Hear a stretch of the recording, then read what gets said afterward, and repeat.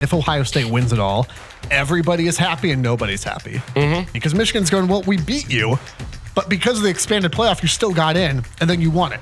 And that frustrates me. I'm irrationally frustrated by that. Well, and here's the thing, though. And the Ohio State side, you're going, we won the national title. Why in the world can we not beat Michigan? See, welcome to another postseason edition of the Rivalry Podcast. I'm Jace. That's JP. Michigan, Ohio State, your garbage-free college football podcast. All about the greatest rivalry in all of sports between Michigan and Ohio State. It's sports talk without the tangents from River Radio Ministries and presented by Elevated Integrity Construction. Both teams coming off, albeit very different postseason wins. Both teams coming off a postseason win here. surprising wins For everybody. Some in more dramatic fashion than others. We'll get to that. But before we do, we're going to spin the wheel route. If you're not watching and subscribed on YouTube, it's at RivalPod on Instagram and Twitter as well. And online, RivalPod. Oh, yes. I can't wait for this one. Biggest fraud in the Final Four. The biggest fraud in the Final Four. Oh, you know mine. I do know yours. How well do you know me?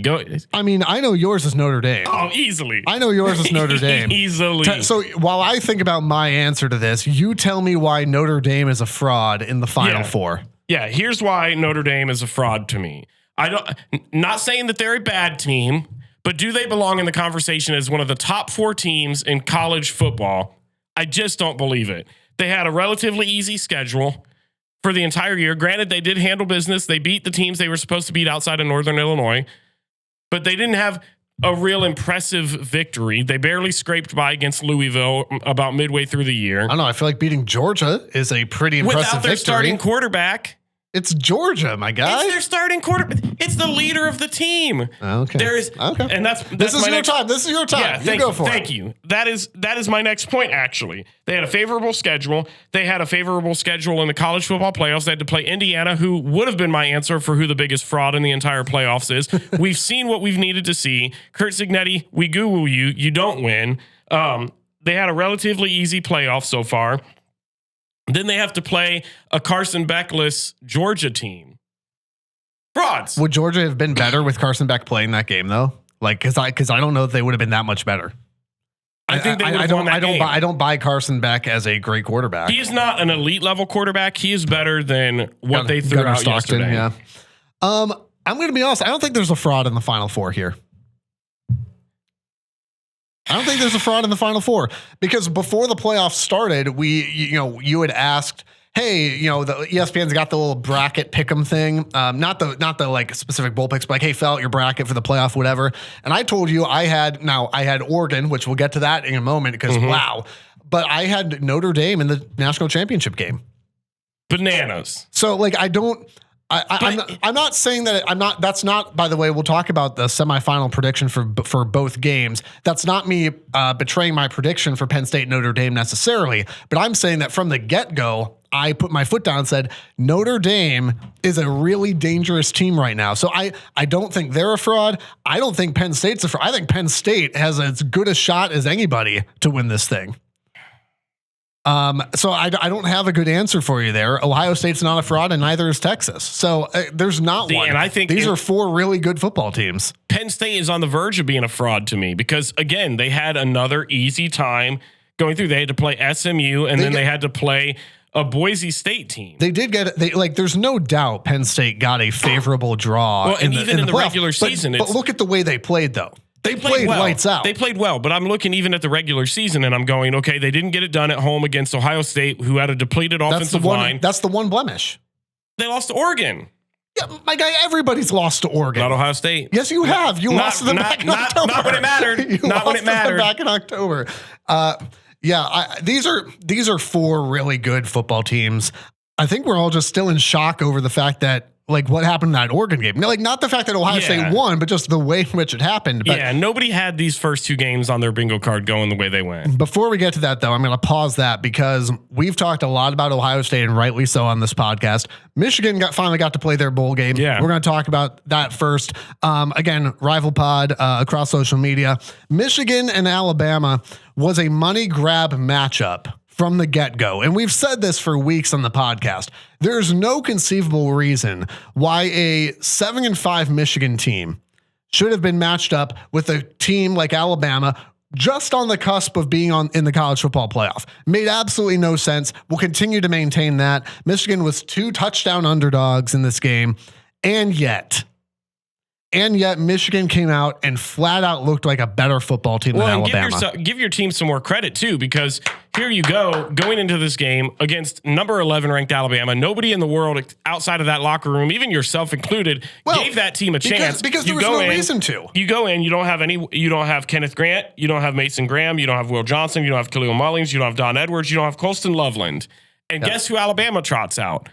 Everybody. Jalen Milroe, Ryan Williams. I'm sitting there on my deathbed because I was sick, but I'm like, oh, this will be the thing that brings me joy. Is I get to watch. This is going to revive me. I was like, this is going to bring me life. Is getting to watch Jalen Milroe just obliterate Michigan. Oh, you watched Jalen Milroe, all right, and he obliterated his NFL draft chances. Yes. And then he decided it was still a good idea to declare. Yeah, which also showed his poor decision making, which we also saw. And so it was just, I mean, and as much of an Ohio State fan as I am, I'd like to think that I can give credit when credit is due. Sometimes you can, and I'd like you to do that right now if you would. I will, absolutely. 3 turnovers for the Michigan defense. They jumped out to an early 16-0 lead. Held the Crimson Tide to 68 rushing yards. Without all of those players, they had Davis Warren go down. I forget what quarter he got injured, but he goes down. Maybe the third, maybe mid-third, early third. He goes down, so now you're playing with Alex Orji for whatever reason. We'll get to that. I got some thoughts on that one, man. And you still got the job done. Yeah. And all these people that are giving a bunch of crap to Michigan, saying this is a bad Michigan team, the way that they played against Ohio State, the way they played against Alabama, as a Michigan fan, I'm almost a little bit sick because you saw the potential in those 2 games to still grit out those games. And you look back at games like Illinois, Indiana, where you go, man, there's 2 more wins that we probably should have had. Yeah. And you look at that and you go, well, now we're looking at a 10-win season and nobody's saying this Michigan team is bad. Yeah, I think that's exactly right. There's a handful of games in the season. And again, like, let's not kid ourselves. Like this was still not a good Michigan team, but it was certainly an average. Better than the record. Yeah, I would agree with that. And I think there's a couple games in there, and you noted them. The Indiana game, where there's no doubt Michigan had a chance to win that game, and you're sick that you didn't get it done. The Illinois game, again, Illinois was not a good football team. I know that they beat Michigan. I know they beat South Carolina in the bowl game. Illinois is not a great football team. No. Michigan had a chance to win that one. Frankly, even going back to week 5 or 6 against Washington, Michigan had a chance to win that one too. And if Jack Tuttle's not in that game and we kind of stick with Davis Warren, some of the mentality around the Michigan beat has been that they win that too. And that's a 10-11 win season. Again, if and but doesn't count in football. But the point being that, I think Michigan was probably a better team than, when they were sitting at 6-5. And I think that's the narrative shift I'm trying to get at is you see all these people saying, no, it was a 7-5 Michigan team. They were in a down year, but people that they were, right? To an extent, but I think as people that watch every single game, that pay attention, that cover this team, regardless of your fan base, like who you root for, because obviously me being a Buckeye, I want to see them lose all the time. Sure, but giving credit where credit is due, that team is better than a 7-5 record. Well, and here's the good news for Michigan fans is that you nailed it. Like, look at all the folks who either opted out or declared for the draft. You mentioned the big ones: the Kenneth Grants, the Mason Grahams, Colston, Will Johnson, Kalel, Dono, Josiah Stewart's the name of that. I think you may have left off there too. I did, yeah. So Josiah Stewart, Kenneth Grant, Mason Graham on that defensive line, all not playing in this football game. And Michigan still sacked Jalen Milroe, 5 times? Tons of pressure all game 5 long. times, 3 turnovers. How about Derek Moore, by the way? Like, if you don't watch Michigan football super closely and you're like, hey, who is this? Like, this kid is coming back next year, and he is going to be a force to be reckoned with. That Michigan also has said that they're going to move Jayshon Barham to the edge position. So you're going to have Barham and Moore on the edge. TJ Guy is going to be part of that as well. Michigan's defense is going to be really, really good next year. And so there's a lot to be happy about. I know that there's going to be Alabama folks who are like, well, those turnovers, they came in the rain and the weather was bad. That's when you got your points. Those excuses. That's weird. I didn't know that we were playing in two different stadiums where Michigan State, when Michigan had the ball, things were dry and clean and sunshine, and that you guys were just playing in a monsoon. Maybe hold on to the football. I don't know. Because it looked to me like Dominic Zavada was still able to kick the ball pretty well in a monsoon. Looked like Davis Warren threw Davis Warren pause, a touchdown pass, pause, in that rain. I don't think that's the issue. So credit Michigan's defense. I was very surprised. I was really impressed. It wouldn't be the end of the 2024 Michigan season, though, without a couple complaints from me. And I've got two of them. Get them out. Got two of them. Number one. I know one of them, I think. Number one is why in the world Sharon Moore's calling a timeout near the end of the first half. Alabama's got the ball. I believe it's going to be 3rd and 1. And he calls a timeout to preserve clock. Like he's going to get the ball back and that anemic offense is going to drive the field. All that does is it gives Alabama a chance to go down and score points, which is exactly what they do. So I don't, there's stuff like that I continue to go, this doesn't make sense to me. Like the in-game management piece. We've seen stuff with timeouts. We saw it in the Indiana game. Yep. Let's burn 30 seconds off the clock. More on that in a moment. That's one. The biggest one for me, though, and this is just... I think this is the one I know. It is. I was tweeting about it at RivalPod. Again, I even got in a Michigan argument on Twitter about this. I saw this. Why is Alex Orji on the field? Alex, and again, this is nothing personal against Alex. No. Alex seems like I don't know him personally. Alex seems like a really good dude. Was obviously part of a national championship team. Started for you a handful of times this year. Has potential to be effective in big moments. We saw him break off a big run in the Ohio State game, blah, blah, all this stuff. Alex Orji is in the portal. And again, good for him. I wish him success. I hope he does well wherever he ends up. But he's in the portal. He's not on the team next year. Mm-hmm. So when Davis Warren goes down, there is zero reason why Jaden Davis is not in that game. This is a bowl game that does not matter against a ton of Alabama caliber starters, which, Alabama had the year they had. It's still Alabama. Against SEC level starters. Mm-hmm. This is a kid that's going to come back next year, is going to compete with Bryce Underwood and Mikey, but he's going to compete with Bryce Underwood and Jaden and potentially Mikey. On the team. Sure. Jaden Davis is going to come in and compete with Bryce Underwood, compete with Mikey Keene for the starting job. Even if he doesn't he's on the team next year. You've got quarterback depth. There is no conceivable reason why Alex Orji is playing in that scenario. 100%. And on top of that, when the first 3 drives go nowhere and he turns the ball over again, what more, what are we in the press conference? I'm just my mind is blown. I've been trying to rack my brain on this. In the press conference, this is what really gets me. Sharon basically was asked hey, what's the thought process? And he said, well, basically Alex was practicing really well. We felt like with his legs, he gave us the best chance to win. He's in the portal. And did you watch the product on the field? And because, you know what, though? Part of that is probably true, but it still doesn't make it the right call. So it comes, for me, it's stuff like that with Sharon that the jury is obviously still out on, is he going to be a phenomenal head coach or not? He might. But I think it's impossible to say right now. I think it's impossible to say, oh, he's absolutely the guy. He's beaten Ohio State twice now. He's had good moments. He's 2-0 against Ohio State. He's beat Alabama this year. Alabama, beat Michigan State. I get that. But there's also some just boneheaded stuff like nonsensical running back rotations, right? The same practiced really well thing is what he said about Benjamin Hall earlier in the year, why Hall was getting carries instead of Kalel Mullings. That game where Kalel didn't come in until almost near the end of the half. And it was, Dono was practicing well and Ben Hall practiced well.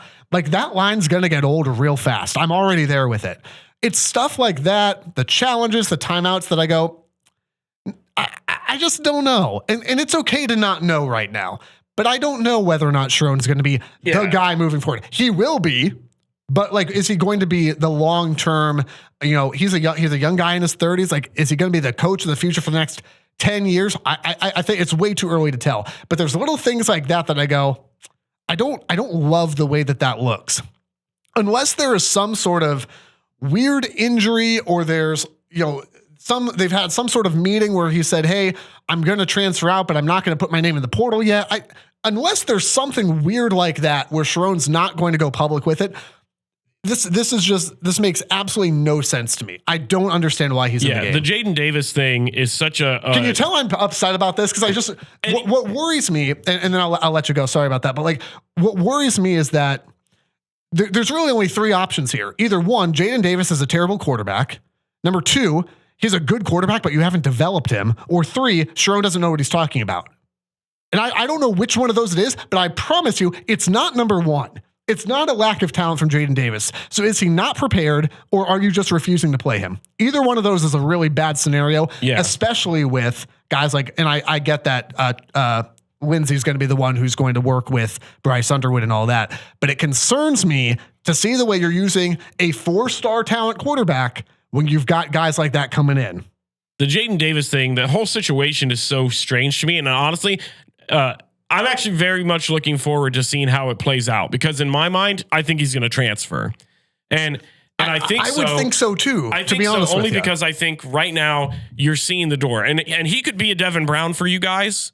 That could be a thing where Devin Brown was I don't remember his star, but he was like a 4 or 5 star coming out. Yeah. And this kid, by the way, like this kid is better than Devin Brown. Like the ceiling, a lot of quarterbacks are. Well, I might honestly be better. The ceiling is really high here, but I get your point though. Cause like this is going to be a true quarterback battle between Mikey Keene and Bryce Underwood. Yeah, Jaden Davis is behind them on the depth chart. You would assume. The depth chart again. He was highly recruited. He was brought in and talked up as this is the future Michigan quarterback. Everybody at the spring game was all excited to see him get up and play, and he's given no opportunities throughout the year. Hey, he had a handoff in the Northwestern game.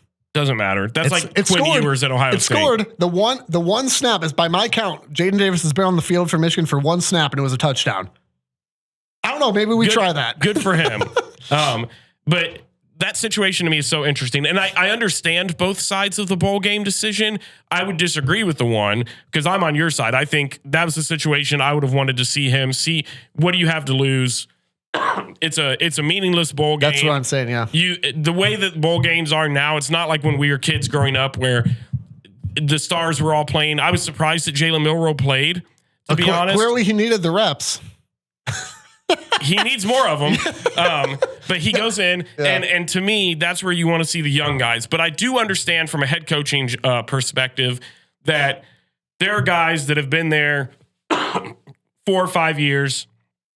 They want to win the game. They're not out there to grow. There's players that aren't going to go to the league that have put in the work, that earn the right to go out there and compete. And if you genuinely think Alex Orji, which I would probably agree, he does give you the best chance to win, because you look at how the depth chart has played out all year. Jaden Davis has not even been a mention. You went through 3 quarterbacks before, and he still wasn't getting time. So clearly Alex Orji gave you the best chance to win. But like you said, dude's not going to be on the team next year. Yeah. So what's more valuable?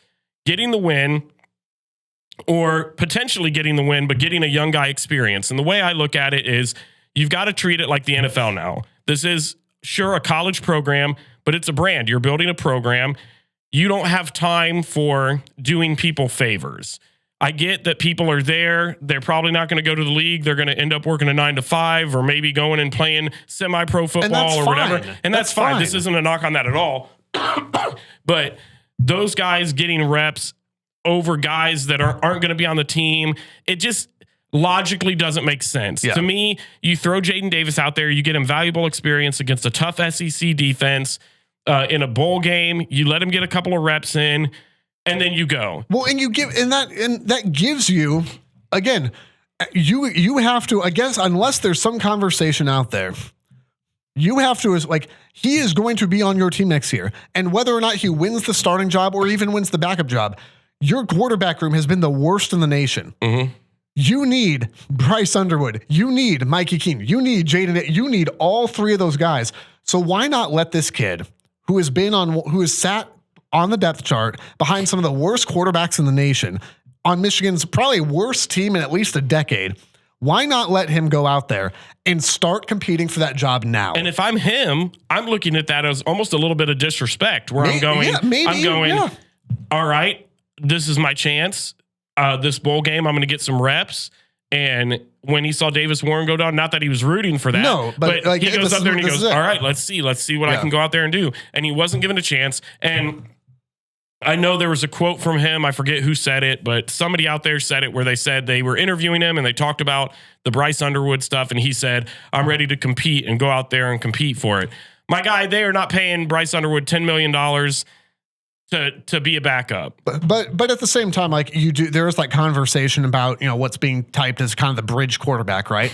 Is that going to be a guy like Mikey Keene? Well, most likely. So again, and I've even thrown out there, like, if I were, don't bet, this is from a ministry, but if one was to do that with monopoly money, let's say, to make it more palatable, like my money is still on Bryce Underwood starting in August. Well, and Moore even came out and said the quarterback battle's between Keene and Underwood. Yeah.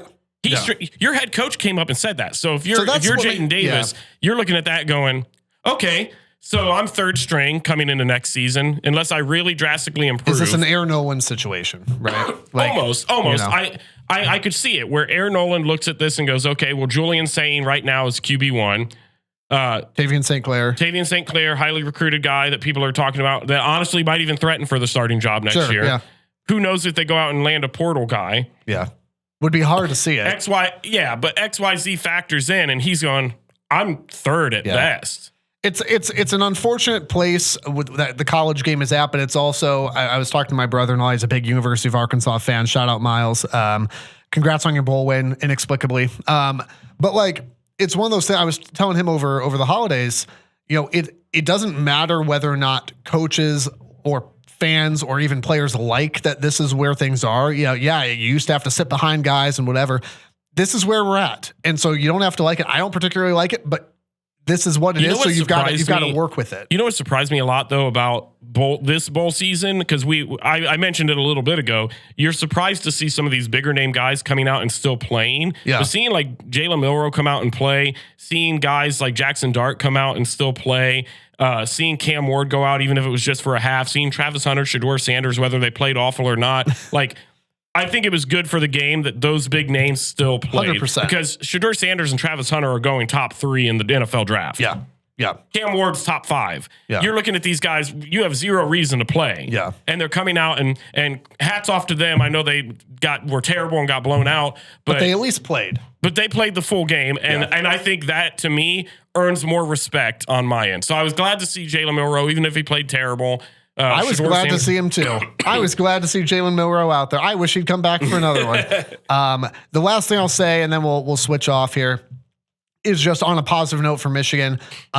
We mentioned the quarterbacks and what happens with Jayden Davis, what doesn't. The quarterback room is just got a lot better though for Michigan, right? Like went from trash to kind of loaded. I mean, the Bryce Underwood thing, going to compete with Mikey Keene from Fresno, like that's a veteran guy. Did you see either one of those guys going to be? I mean, Bryce Underwood is going to be the guy, but even if it's not quite this year, which I think it will be, I mean, that quarterback room just got real good. And importantly, you've improved the targets for him to throw to. Michigan's currently making a push for guys like Skylar Bell. They already got Donovan McCulley to come in. They've got some freshman guys coming in. Samaj Morgan is still there. Frederick Moore is still there. Hanson's still there. Klein is still there. Like, that offense is getting a lot better next year. It still might not be, Ohio State or Miami levels of offense, but Ohio State's offense is going to look a lot different. Justice Haynes being in there, the transfer from Alabama, and this is the positive note I wanted to end on. Jordan Marshall from Michigan. Freshman from Ohio. Everybody wanted to see what he looked like in this game. They made the comparison on the broadcast to Blake Corum. They said the coaches have already started saying, yeah, we see some of the stuff we saw from Blake early on in this kid. And you could see it. You could see it in the way he ran. You could see it in the way he found the gaps against a kind of offensive line as well, right? Mm-hmm. Jordan Marshall, Justice Haynes, that's going to be a duo to be reckoned with. So bright stuff for Michigan. The bargain that I've been preaching has been, if you had told any Michigan fan, you will go 15-0 in 2023. You'll win all the games. You'll beat your rivals. You'll win the national championship. The cost is an 8-win rebuilding year, but you'll still beat Michigan State. You'll still beat Ohio State. You'll even beat Alabama. Smash the subscribe button so quick. Oh, for sure. Like not even a second hesitation. question, right? So bright stuff on the horizon for Michigan on the way. Hey, before we move on to Ohio State, we want to say thank you to our friends at Elevated Integrity Construction, because maybe you feel a little bit like Kalen DeBoer in Alabama. Yes. You know what you're doing isn't working, and you need to transfer in some help, probably in the form of a quarterback who can hang on to the football. Our friends at Elevated Integrity Construction are the portal to a successful project. Aaron and his team have been doing this for a long time. Communicate openly, honestly, leave you wowed at the finished project. We appreciate them. So if you've got a home, church, or business build, go with the folks with integrity in their name at elevatedintegrity.com. The Rivalry also proud to be part of the Varsity Network this season, powered by Learfield, and a must-have for every college football fan. That app is free to download in the App Store, Google Play Store. Live college football games, podcasts just like this one. Search for your school in the Varsity Network app to find tailored content, or search for the Rivalry Podcast.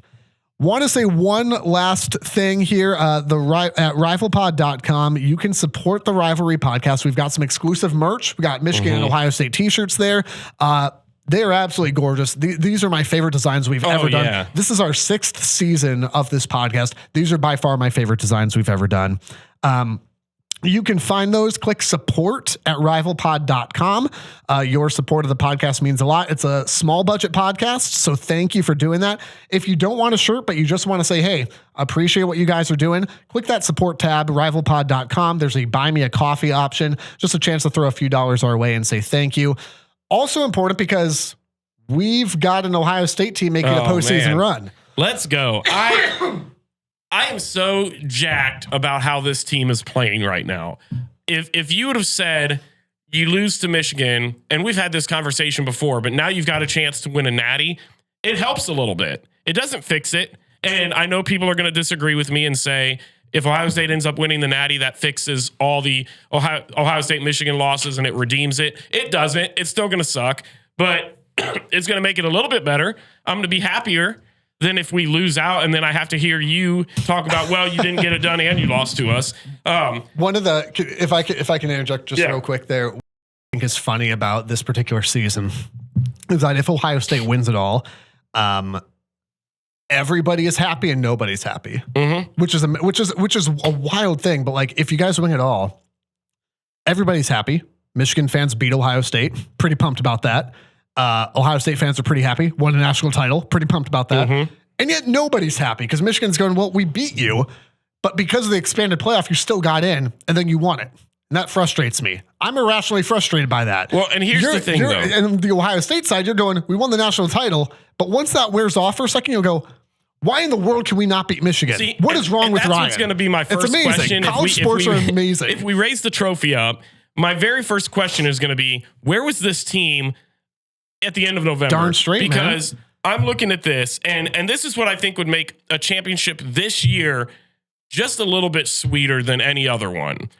Because the gauntlet that Ohio State will have had to have gone through, there will be no doubt at the end of the year, if Ohio State wins it, that they were not the best team in college football. Correct. Because you had to go through Tennessee, you had to go through Oregon, who was undefeated. You have to go through Texas. Then you got to go through Penn State or Notre Dame. And you already had to play Oregon once, barely lost. You beat Penn State. You had to play a top 5. Was it top 5 when we played Indiana? Yeah, but you just called them the biggest fraud in college football. But at the time, it was a top 5 win. I gotcha.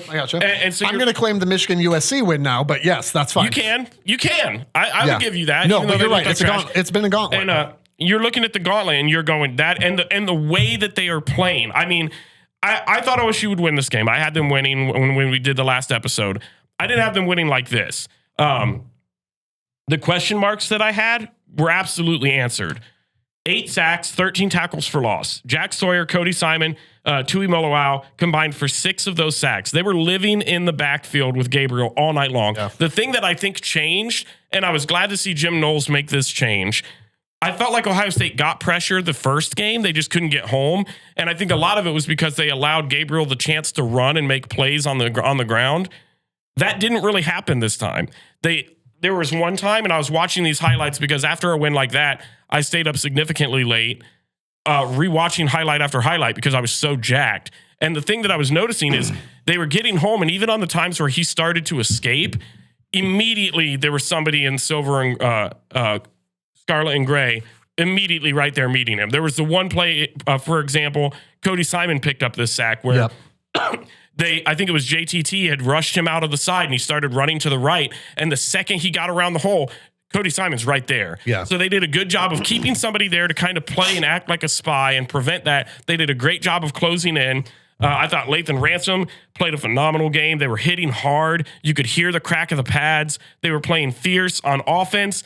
The thing that I didn't really have a question mark about, but I was surprised with how well they were able to run the ball.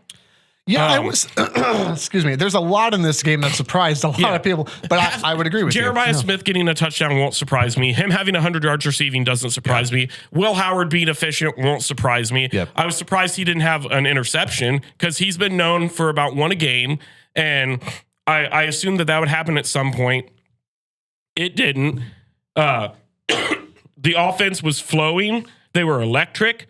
34 unanswered points before halftime. Here's the biggest thing, though. Oregon had negative 23 rushing yards. Yep. The OSU defense was just suffocating. Yep. Dylan Gabriel still had a decent game, stat-wise, if you're looking at it. He still had a decent game, but they shut down the run game. They made it a one-dimensional offense, and they limited him. They were in the backfield making him uncomfortable. There were times that you saw him scattering, looking all over the place for somebody open. They weren't there. A great response by the secondary to go out there and make some plays. There were a couple of plays that I felt like in game one they got burnt on, and that was the opposite. That was the big storyline. Was Denzel Burke looked like trash? Mm-hmm. Davison Igbinosun. I don't even remember. I remember him from the spitting incident. That's about it. Well, that tells you about all you need to know about the secondary. And while the secondary is probably improved from there, I'm still hear this because I'm trying to both be a Michigan fan and objective at the same time here. I don't know that the secondary has really improved a ton. What's improved is the way that defensive line has gotten after quarterbacks. Well, but it makes the job. I mean, it's hard for any secondary to stay covered if you're not getting pressure on the quarterback. But the pressure sustained over that game on Dylan Gabriel. Yes, the coverage was good. Like, it was improved. Yeah. But a lot of that was exactly what you're saying is they were getting to pressure on him so quickly that he was having to bounce outside or he was having the pocket collapse around him. He didn't have time to even make the reads. And the reads he was making, the coverage was sufficient. And that's really the flip story on the other side too, right? Will Howard without pressure on him is nearly automatic. Yeah. And again, you could say that about a lot of quarterbacks. Oh, well, a lot of quarterbacks are good when they have a clean pocket. Of course they are. Will Howard is exceptional when he has time. And that's the big difference between, as folks will try to parse through, and we'll do this, right? What happened between the Michigan game and the Oregon game? One of the big reasons why Michigan won that game is obviously this isn't crazy, right? Josiah Stewart, Mason Graham, Kenneth Grant had pressure on Will Howard all game. And even when they didn't, they had him seeing ghosts because they kept getting sufficient pressure on him. Oregon couldn't do it. Tennessee couldn't do it. And so when Will Howard's got time, also, it helps when nobody covers Jeremiah Smith. It helps when you have, but it didn't matter. Like generational talent, Jeremiah Smith, because it almost didn't matter, right? Like on the second touchdown, like everyone's like, "Oh my gosh, Jeremiah Smith!" I'm like, "There's no one around him for 20 yards, my guy." Yeah. But it didn't matter, even when they had triple coverage on him. The he's a baller. He still went up and made the play. The second touchdown of the game to Emeka Ibuka was just a dime. I mean, it was just Will a Howard's beautiful playing pass. well, but he's and that's not to take something away from him, but he's playing well, but he's got plenty of time to do it. And so that's going to be one of the big questions here for Texas is if Texas wants to win this football game, and we can stay on Oregon for a second here, but looking ahead, if Texas wants to win this football game, you are going to have to send pressure and even if you don't get home, you've got to send pressure and make Howard uncomfortable because when you do that, that's where he's prone to just make boneheaded decisions. Well, and this Oregon game, and even against Tennessee, one of the biggest surprises to me, I mean, we've talked about it a handful of times on this podcast in numerous episodes. The Ohio State offensive line is missing their two best players. Simple as that. And they've been up to the task so far in ways that are fairly surprising. And Tennessee, they were able to run the ball well. Oregon, they were able to run the ball well. Judkins and Henderson both had phenomenal games. It was like every time they touched it, I saw the wide gap and I thought, well, there's the first down.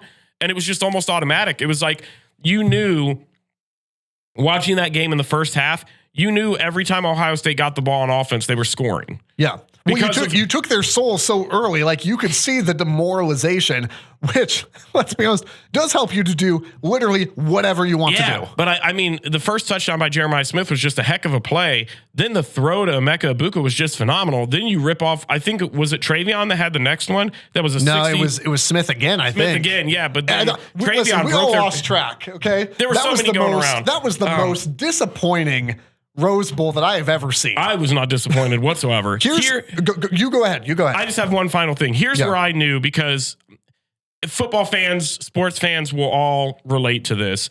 It is 34-0, almost halftime, and I'm pacing around my room. And my wife texted me. My wife Laurel comes in and she goes, "They're up 34-0. They're going to win." And I looked at her and I said, "Don't say that." And I said, I'm a Browns fan. And I am a realistic sports fan. No lead is safe until the clock hits 0. And I laid out every scenario. I said, if they score here and get the 2 points, then it's 34-8.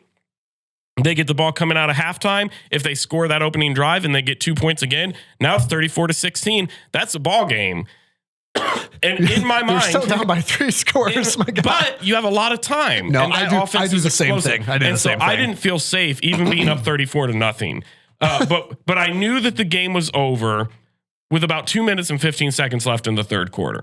That's the point where you knew. That specific moment. Oregon had the ball. Absurd. They were down 41-15. They were at their own 41-yard line. You're down 41-15. You have not stopped Ohio State's offense whatsoever. And Dan Lanning decides to punt on a 4th and 4 from their own 41. At that moment, I thought, game. Wave the white flag. Yep.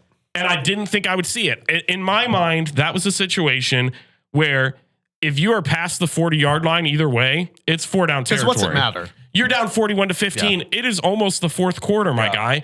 You've not stopped their offense. They have a man named Jeremiah Smith that is torching you. They have gotten home consistently. I didn't understand that decision making. And the second they did that, I walked in and I went right to Laurel and I said, "Ball game." And she's like, "Well, they still have a quarter to play." And I said, "See, this is why you're confusing, because she's like, she's sitting there and she's going, okay, like it doesn't make sense to me, but okay, I can accept that until the clock hits 0, he's going to be stressed. And then next thing you know, you're going, it's over. And what is that's not on her. That's a you problem. That's a you problem. Hi, I'm the problem. It's me. One of the things that I thought, and then we'll move to Texas here, but one of the things that I thought was real interesting about the way Oregon approached this game, is it felt to me, and again, I have not run through full replays and X's and O's. There are other podcasts for that. That's fine. But watching it live, I felt like I was watching Ohio State's game plan against Michigan being executed by Oregon, because it felt like they were stubbornly. And again, remember, like they're missing their top back. Yeah, he went down. I don't think it would have mattered, but like that's still significant. Missing their top back, and they kept, especially on early downs, they kept trying to run the ball on that Ohio State defense. It was not working. Mm-hmm. And so it seemed like most of their drives here were going, run the ball into a brick wall, obvious passing down. Like, and occasionally they'd convert a 3rd and 17 or whatever, but like the game plan didn't make sense, because I'm looking at it going, for all the accolades we've given Ohio State's defensive line, we've given the secondary, like for all that, you have Dylan Gabriel, you have offensive weapons. I know they were missing a guy or two. Like I get that. You have offensive weapons. Why would you not use them? Like it felt like it wasn't as bad, obviously, but like it felt like the same mentality where it's like, what am I watching here? Mm-hmm. Why is this your game plan? Because it's not. We're all screaming at the TV. By all, I mean me wearing my Michigan stuff, going, it's not working. I've seen this game. See, it's wild to me that you had a month to prepare for this Rose Bowl, and that's what Dan Lanning trotted out. Maybe they could have tried 12 guys on the field every play. I don't know. Maybe that would have helped. You already kind of brought this up, and then I want to talk up another point that I've seen people say. Right. Listen, man, this was a massive game, and Texas is going to be huge. We've got all day. The one thing that is the only gripe that I have on this whole game, and it's the only time in that entire game I genuinely thought, okay, this is going to be a nail biter. and it was coming out of halftime. I thought this first possession with Oregon's going to be huge. And we go out. We have a phenomenal first little bit. It's like 3rd and 22 or 3rd and 21, deep in Oregon's territory. And I thought, we're going to stop them on this drive. Beautiful. That's exactly what you wanted. And then they gave up like 20 yards, and then they converted the 4th down and won. Those are the moments. And then they inevitably go down and score a touchdown. And after that, in my mind, I was going through the scenario. And that's another thing that I question Dan Lanning on, is he decides to kick the extra point instead of going for 2. I feel like at that point, it's so early that I don't know. I guess you just take the points and go, hey, we've got enough time. I felt like you were already fighting for your life. You chose to go for 2 after your first touchdown. Why are you all of a sudden deciding an extra point is worth it? Yeah. So there were just a couple of head scratchers. Clearly mattered. It did. It did not. The other thing that I wanted to talk about a little bit is I've seen a lot of people complaining about all the bye teams lost and how it's an issue. Yeah, I'm curious what you think about that too. I think it's hot garbage. Really? Okay. And here's why. The teams that had the bye, I don't feel like were the better teams regardless. I don't think Arizona State was a better team than Texas.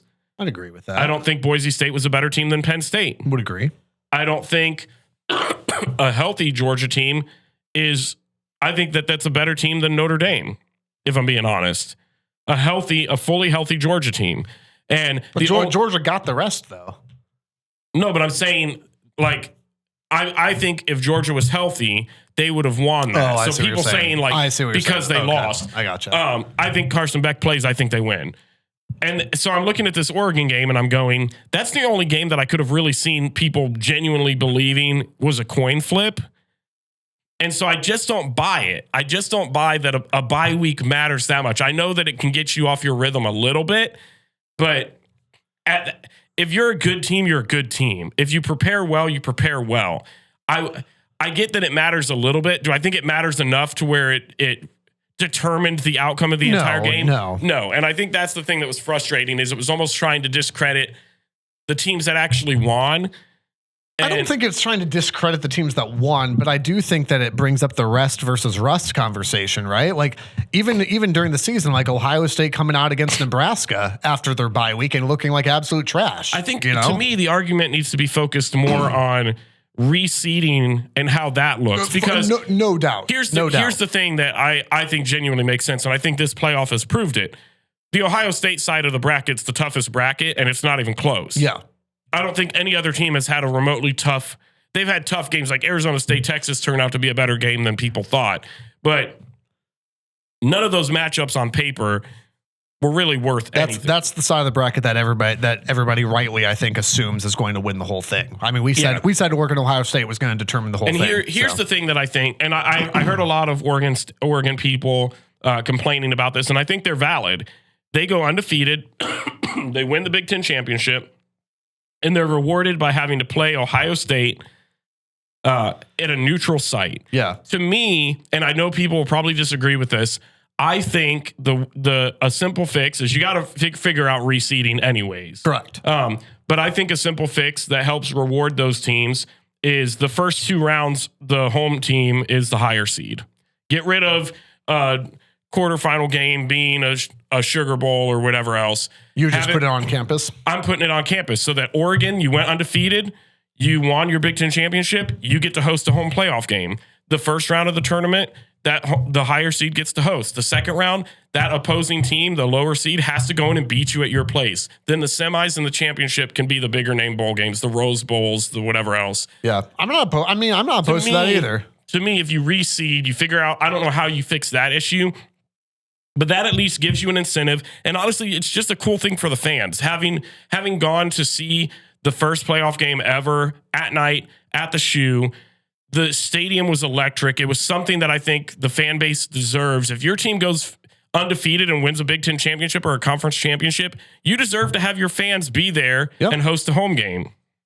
Let's make a shift and let's talk Texas. Okay. So we're recording this on Friday morning. So, I mean, we just got the semifinals all finished up last night. So, like, this is all still pretty fresh.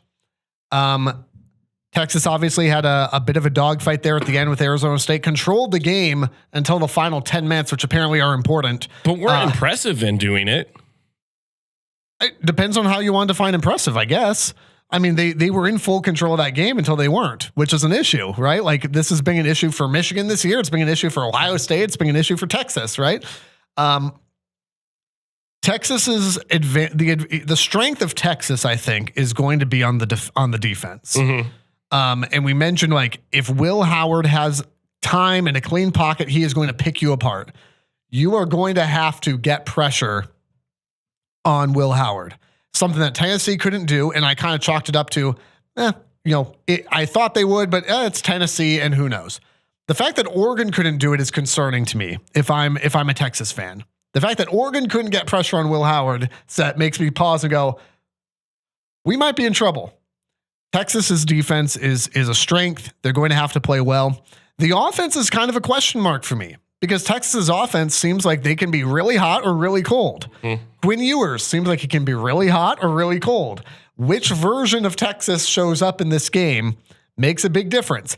And you could say that about Ohio State as well. If the version of Ohio State that's been trotted out the last couple playoff games shows up, Ohio State's in really good shape. Yeah. If they don't, and that's part of it too, right? Like everybody keeps saying things like, well, this version of Ohio State is unbeatable. I mean, yeah, but that's why you play football, to see which version of your team shows like that. It has driven me nuts. The number of it was like, this Ohio State team will win the whole thing.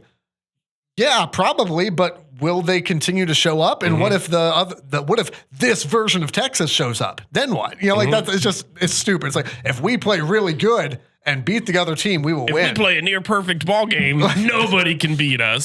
Water is wet. My only request for Texas is, hey, maybe stop spotting Ohio State anywhere from 3 to 5 touchdowns before you score points. I don't request a lot. See, this is but the maybe thing. Start playing when they start playing. Because I feel like, you hit the nail on the head. The media, to me, is automatically putting Ohio State almost in the championship. And I get it, though. I get it. I get based off how they've played these first 2 rounds.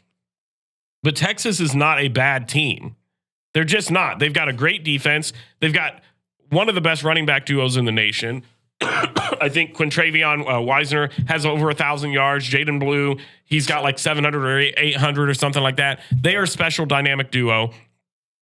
The thing I'm actually really interested in, Jeremiah Smith going up against Jim Thorpe Award winner Jahdae Barron. Yeah. Like, to me, that's going to be huge. If he can lock down Jeremiah Smith, which you haven't really seen done when Jeremiah Smith's actually been targeted. Yeah, you haven't really seen it. But that's part of it, though, right? Like, that goes back to the pressure thing is, why was Michigan so successful against Jeremiah Smith? 5 catches, 35 yards. He had the touchdown. Why did Michigan limit him to 30? He had more than 35 yards in the first 50 seconds of that game. The first play. Why? Because 1, Michigan's secondary was better than people gave it credit for. And 2, Michigan got pressure. So, like, those things are all going to go to... If you are giving Will Howard time, you ain't covering Jeremiah Smith, okay? Like, nobody's doing that. The Ohio State offense is too dynamic. I want to say it was Stephen A. Smith, which I never really paid attention to. Do we have to quote him on this podcast? We don't, but we're gonna. Well, potentially. I think it was him. Fast forward through the next, 15 seconds. It might not actually have been him, but he was breaking this game down, and he said, I don't want to root for Ohio State. I don't want them to win. But here's why I think that they're going to blow them out. And he said, wow. He said Texas struggled against Cam Scabadoo in Arizona State. Couldn't stop him, and he was the only guy they really had. Ohio State's got 4 or 5 of those guys. See, I think Stephen, I get what he's saying. That's apples and oranges, though. I agree to an extent. I think it's a different style of play. I think they struggled with Cam because he was a bigger body, a grittier running back that just was tough to take down. Travion Henderson and Quinshon Judkins don't strike me as super difficult. They're shifty, but they're not difficult once you make contact. Yeah. Cam is absolutely a beast. Yeah. The strength of Ohio State is not going to be, it hasn't been all year. The backs are fine. Let's be real honest about it. They've been good. They're good backs. The Henderson Judkins dynamic duo thing was overhyped. In hindsight, to an extent, in hindsight, I'm not saying they're bad players. I'm not even saying that they're not maybe the best duo in the country, because it's hard to have 2 phenomenal backs splitting time the way that Dono and Blake did last year. But I'm saying like these are like Heisman caliber. No, stop. See, and I that's not going to be the strength. The strength is going to be dishing the ball out quickly on the perimeter to a Judkins or to Jeremiah. Can Ohio State run the ball? This game to me comes down to one major thing, but I think obviously the run game is going to be a huge part of that. Yeah. Is Ohio State is the offensive line going to be able to protect Will Howard? Are they going to be able to run the ball even decent? Yeah. But to me, I look at this across the board and I go, okay, defenses pretty even, pretty evenly matched. I think so. Running back room, pretty comparable.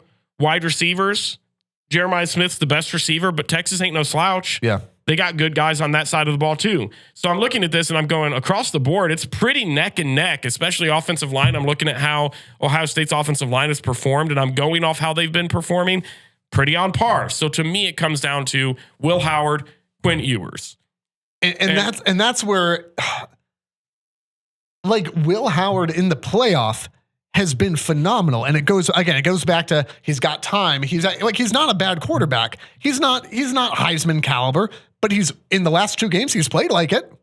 And but he's had good stats all season long. But he's he's been an underappreciated quarterback. I think nationally, as from a national media perspective, he's been underappreciated. I think we've given him his due without going over. But you and I are different in the sense of it is our job to kind of cover this guy. Yeah. So like we know it's the same reason I can give credit to a Michigan player because our eyes are on him a lot more than some other people. Quinn Ewers is a question mark for me. Same. Like if good Quinn, this kind of goes back to the stupid stuff about like, well, if this version, okay, fine. If this version of Ohio State, this version of Quinn Ewers shows up, Texas wins this game. I'm just not confident in Quinn. And I think they'd have a better chance if Arch Manning was out there. And I've seen people speculating that that's what they should do. They should trot him out there as the starter. Because he's got the run ability. You're going to get a heck of a rematch next season at the Shoe because these teams open the season together. August 30th, I believe. Hopefully we will be there. We will absolutely be there. And hopefully we see the same result, a Buckeye win. I think this game comes down to the quarterback play, and I think you hit the nail on the head. Quinn Ewers has been a little bit hit or miss to me. Will Howard has been fine. Like, he has been exactly what I dreamed he would be coming into this season. I think outside of the Michigan game and probably one other game that I can't even think of off the top of my head, almost every game that I've seen him play. The Penn State game was not good. But it wasn't bad. I didn't think it was bad. Either way, you're in the position now and he's playing his best football. I think that's my case is right now, who do I think has the better momentum going forward? It's got to be Will Howard without a doubt. The thing that I also like about this is Ohio State seems to be finding, and this is just something you got to do when you're a competitor. Yeah. You got to find that chip that you can hang on to. What gives you that edge mentally? I'm glad you brought this up. And you're talking about the first game coming back from Tennessee, and you heard all the trash talk Tennessee fans were saying of how it's Neyland North and we're going to fill the shoe and blah, blah, blah, and all this stuff. And I think Ohio State heard a lot of the noise after that Michigan game, and I thought they came in and they played ticked off and motivated. That was the first chip. Then they go in and they have to play Oregon, and they all had that chip. Denzel Burke had a chip to play a better game. Jack Sawyer and JTT had a chance to come out and redeem themselves. The Ohio State, Will Howard specifically, with how that first game ended, had a chip to go out there and prove that they were the better team than Oregon, and they went out and performed it. And then after the game, Will Howard's being interviewed, and he's talking about how he's excited for the matchup against Texas, and he says, you know, when I was in the Big 12, when I was at Kansas State, Texas was the only team I could never beat. And so you're telling me I got a Will Howard that's motivated to come in there and play, and he's got a heck of a lot of weapons, and this team is one game away from making a national championship game. I love that. I love that they're coming into that with an edge, and it's going to be basically a home game for the Texas Longhorns. In theory, but I mean, listen, Michigan and Ohio State fans both travel phenomenally well. And there will be a good amount of Ohio State fans. It's in their backyard. It's in their backyard. What do you have? Pull the trigger, man. Ohio State 34, Texas 24. Okay. One of the things that I wanted to mention, so I'm glad you brought the chip, the part about the chip on the shoulder, the Chip Kelly. Two things for that. One, I want to make sure, you know, one of the things that I feel like it's my job as the Michigan side of this podcast to do is when the cameras are showing like Ryan Day with a big smile on his face and Jack Sawyer and Will Howard with, you know, roses in their teeth and confetti and all that stuff. is to make sure that that's not the image that everyone is left with. My job as the Michigan side is to remind everyone of the image of Jack Sawyer like screaming at a staffer about how they're not going to plant a flag again, man, while Ryan Day is like staring past him at the ghost that Will Howard was singing all game. That's the image I'd like everyone to remember. Well, I'd like to show you. That's why it's very important for me that Ohio State does not win a national title. Yeah, I need them to win so that I can show the picture of Jack Sawyer hoisting the trophy because.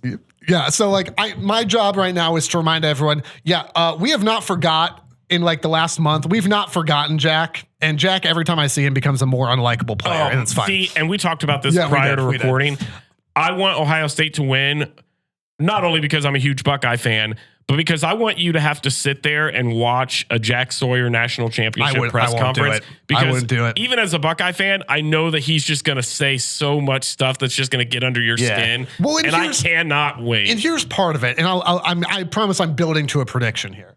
But like one of the things that I've also just noticed, because we're kind of in that, one of the things that I've noticed though is like there's a difference to me too between players wanting to play for a coach, like being motivated for a guy and be like, I love playing for him. And I believe that these players love playing for Ryan Day. I do. There's also though an element though, and I'm talking specifically coming out of the Michigan game and heading into the Michigan game and coming out of it, where coaches are supposed to rise above the ruckus, rise above the fray, take the pressure on themselves, but not distribute it to their players, right? That's what coaches are supposed to do. And even heading into the Michigan game, and there's an element to where I get it, but there's an element here that's just weird to me, where the way that guys like Sawyer and Howard were talking about, I just want to win this for Ryan Day. I just want to win this for Coach Day. He's been through so much. His family's been through so. We got to win it for him. And then coming out of the Michigan game, just like I just feel bad. Like the focus was all on how much pressure and how disappointed they were for the coach. Mm-hmm. There's a line there for me between I want to win because I love playing for this guy, and I see the pressure he's under, and I just am so sad we disappointed him. That's weird to me. Like that's a weird thing for me that a coach should be able to rise above. Like even after the Rose Bowl game, Brandon Innes is going live on Instagram going, best coach in America, man. Stop talking bad about my dog. And Ryan Day is in the photo. I'm like, my guy, like where was this energy? Like 2 games ago. Like it's just this weird thing where it's like they feel the pressure, not for themselves. Like I think they do, but it's the pressure. They feel the pressure that's on their coach. That to me shouldn't be happening. There should be a barrier there where it's like you feel the pressure because of like what you want your legacy to be. I guess not, it depends not on about how you, what your coach is going through. I guess it depends on how you focus that energy, because you're right. If you love playing for a guy, it's like a friend. It's like a family member. If you see somebody talking bad about a brother or a sibling or one of your best friends, you're going to want to stick up for them. You're going to want to fight the battle with them. And so I don't think it's a weird thing at all. I think it actually gives me more confidence going forward. But I think though, like you saw, I get it, but I'm just saying like, there's just something there. I get what you're saying. Where like, and I think I think some of that pans out in the Michigan game. There was no doubt that they knew not just the pressure that they were under, but there was that added pressure of what Coach Day has been through in losing 3 straight. There's that, we talk about the mental block around Michigan and all that stuff. It's like, I think that's part of it is they felt not just their own pressure of, Jack Sawyer, the pressure of now going 0-4 against Michigan, but also going, but we couldn't get done for him. Like there's added pressure that doesn't need to be there. It's just, it's strange to me. And it's wild to me how much the narrative has shifted in a month. But again, that's what winning will do for you. Well, and to me, it's just all about the focus of things, because I mean, Jack Sawyer was not the reason Ohio State lost to Michigan. No, not at all. Not at all. He played well. And I think having that motivation to go out there and help prove the narrative wrong about what the national media and what other people, even in Columbus, think about Ryan Day, wanting to go out there and perform well for your coach doesn't rub me the wrong way at all. I think to me, it's just about how you go about doing it. If you're going out there and you're using it as a motivator, then it's fine. It gets cringe when you go out there and you're constantly losing. And I guess that's the difference between the Michigan and the playoff is it became a hindrance in the Michigan game. And now they feel like they're playing loose and they're all this stuff. So again, I said I was building to prediction. The interesting thing about going into Texas is it feels like that, you talked about players having chip on their shoulder. Absolutely. But it feels like the narrative has shifted where it was Ohio State doesn't stand a chance, or not doesn't stand a chance. Ohio State and Tennessee, it's going to be a mental block. They're not going to be able to get it done. They get it done in pretty convincing fashion. The Oregon game, yeah, okay. And the way that they beat Oregon. Now, instead of Ohio State kind of being like this weird underdog, now it feels like the narrative's kind of flipped. And Ohio State's not only the betting favorite, but is like, oh yeah, they might crush Texas. It's just, this is what Nick Saban would call rat poison. And if you're Ohio State, you had better be so focused and so careful. And this is even where, and I know you and I differ sometimes on the cockiness of coaches, the cockiness of players. I'm going to agree with you here. This is going to be Jeremiah Smith is the first name I'm going to circle here. Where, and to be fair, he backed it up. Okay, I'm going to disagree with you on this part. But going into the Oregon game saying, hey, I'm just telling you, if you play man, we're taking a shot. He was right. They did. Many. But that little bit, that confidence switch though is a fine line, because even afterwards when Reese Davis says, hey, can anybody cover you? No. Love it. Sign me up. Rat poison. Sign me up. But you head into this Texas game as suddenly a favorite and everyone's telling you how great you are again. And this is what doomed you in the Michigan game. Part of it is what doomed you in the Michigan game. How many times has Ryan Day said after the fact, we just never thought this would happen. I never thought this would happen. This wasn't possible to How many times has he said, this never crossed our minds that we'd lose this game? That's a bad place to be. Well, that's not a good place to be. I agree with you in part of that. I think I loved what Jeremiah Smith said. I saw both of those quotes and it was injected straight into my veins. I'm ready to go. And I know we differ on that And I know the second you heard that, you thought of me and thought, I did. I knew you were excited about that. The second that he was on stage and they said, can anybody guard you? And I paid attention to the dude in the back that was just going, nope. And then he goes, no. Amazing. That poster it. If you back it up. Which he has. And I think that's fine. But I agree with you in the sense of you can say all that. You have to continually back it up. You have to stay hungry. Yeah. This team can't be complacent because they've blown two teams out that are still good teams. Yeah. You can't all of a sudden go, we're the best team. We got to You have yet to accomplish your goals. And so you keep that confidence. If you're a Buckeye, keep that confidence. But I'm just saying, the rat poison phrase is the first thing that ran through my head when I started to see a little bit of talking from Ohio State was rat poison. And if you're a Buckeye, you better be focused. It's a thin line, a super thin line. So all that being said, I've got Texas by You do not have Texas. I wrote down Texas. That's not who I have in this game. Excuse me for a second. I have Ohio State by 3 scores. You have them by 3 scores. What's your score? Give me the actual numbers. 38-20. I would love that. For all the legitimate concern about the rat poison and staying focused and all this other stuff, for as good as Texas's defense has been, I just right now it is hard for me to pick against Ohio State based on what I've seen. I know you picked Oregon this past game. What did you pick? Did you pick Tennessee to beat them? This is a little bit of the strategy too. I picked Ohio State to beat Michigan. Obviously, that didn't happen. Picked Tennessee to beat Ohio State. Didn't happen. Picked Oregon to beat Ohio State. Didn't happen. So we're just gonna. I respect. We're just gonna see. We're just gonna see a bold Ohio State by 18 prediction in this football game, in the hope that Texas finds a way to pull this one out. I don't want to ever see you do that again. I don't feel good. Horns down is so much more enjoyable, but okay, hook 'em, I guess. Gross. You got anything else on this game here? Shout out to our good friend Juan Carlos, JC, dude, big Texas fan, my dude. I hope they lose. I hope you have a really bad time on the 10th. That's all I'll say. We'll see you in Columbus in August. Last thing, give me a quick pick here. Other college football playoff semifinal, Penn State, Notre Dame. You know who I'm picking. Penn State. Why? Many reasons. 10 seconds. Yeah, 10 seconds. Drew Aller. Okay. I think he's the difference maker. I trust him more than I trust Riley Leonard. For as much as I talked about Notre Dame, predicting him in, I'm changing my pick because I think Penn State too. And Tyler Warren is the reason. Also, I think I think of any team left in the field, if there's anybody that's going to beat Ohio State, and I'm not sure there is, I think Penn State's got the best chance. Penn State's got the better defense. They have the better running backs. They have the better quarterback. They have the better tight end. I just think better coach, which I never thought I would say. They look. I mean, yeah, I know Ohio State beat them in Happy Valley.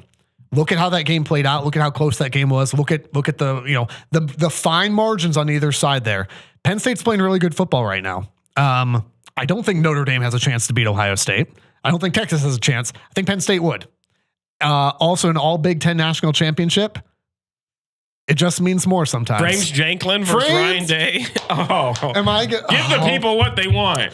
You said this earlier. The realization that I'm going to have to cheer for either Marcus Freeman or Frames Janklin. You like Marcus Freeman, though. I guess. I don't really like Notre Dame. Which kind of makes you an Ohio State guy because he was a former Ohio State player. If I have to cheer for Frames Janklin in a national championship game, I will do it, but I will not be happy about it. Be sure to subscribe at Rival Pod. And again, if Ohio State gets through Texas and heads to Atlanta for a national championship, JP is going to be there, and you can help him get there when you click support at rivalpod.com. Thanks for listening. Thanks for subscribing. OH. The Rivalry is a production of River Radio Ministries. Want live updates from the show? Follow us on Twitter and Instagram at RivalPod. To learn how to support the show, shop our merch, and read our blogs, visit rivalpod.com. Make sure to follow us wherever you're listening now. And if you like what you're hearing, tell a friend so they can listen too.